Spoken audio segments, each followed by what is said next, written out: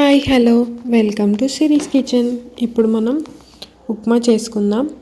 ముందుగా బౌల్ పెట్టుకొని అందులో 1 స్పూన్ నెయ్యిని యాడ్ చేయండి. తర్వాత జీడిపప్పులు వేసి బాగా ఫ్రై చేయండి.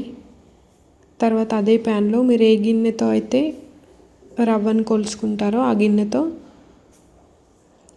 రవ్వను యాడ్ చేసుకొని మంచి ఫ్లేవర్ వచ్చేంత వరకు ఫ్రై చేయండి. రవ్వ మనకి వేగిందో లేదో ఎలా తెలుస్తుందంటే మనం దగ్గరగా చూస్తే తెలిసిపోతుందండి. అలాగే మంచి స్మెల్ కూడా వస్తుంది. మరి బాగా వేపకండి, టేస్ట్ అనేది మారిపోతుంది.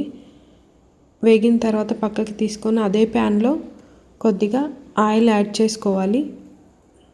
తర్వాత పల్లీలని బాగా ఫ్రై చేసుకొని పక్కకి తీసుకోవాలి.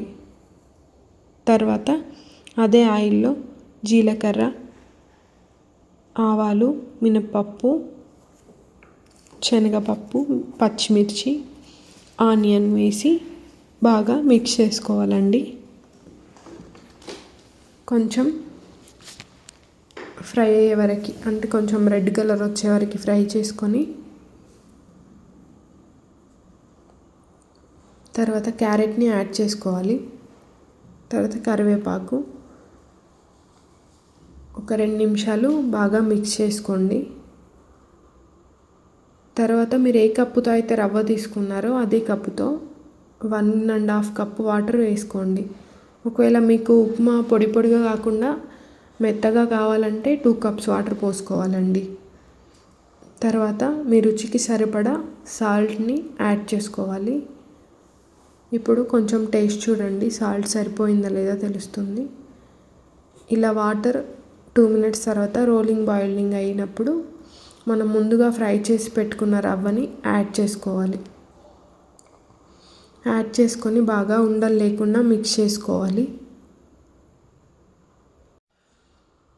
బాగా మిక్స్ చేసుకొని తర్వాత మూత పెట్టుకోండి. మనం ముందుగా ఫ్రై చేసి పెట్టుకున్న జీడిపప్పు, పల్లీల్ని యాడ్ చేసి పైనుండి కొద్దిగా 1 స్పూన్ నెయ్యిని యాడ్ చేసుకోండి. అలాగే హాఫ్ లెమన్ని స్క్వీజ్ చేసుకోండి. లెమన్ ఫ్లేవర్, నెయ్యి ఫ్లేవర్ అనేది ఫైనల్గా యాడ్ చేస్తే చాలా బాగుంటుందండి. ఇలా కొత్తగా ఒకసారి ట్రై చేసి చూడండి. పొడి పొడిగా ఉప్మా తినని వారు కూడా ఈజీగా తినేస్తారు. చూడండి, మనకు యమ్మీ, టేస్టీ, ఈజీ ప్రాసెస్లో ఉప్మా అనేది రెడీ అయిపోయిందండి. మీరు కూడా మీ ఇంట్లో ట్రై చేసి ఎలా వచ్చిందో కామెంట్ బాక్స్లో నాకు కామెంట్ చేయండి. చూడండి, నోరూరించే ఉప్మా రెడీ అయిపోయింది.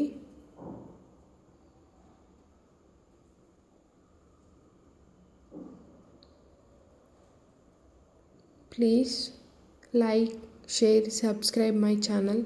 Thank you.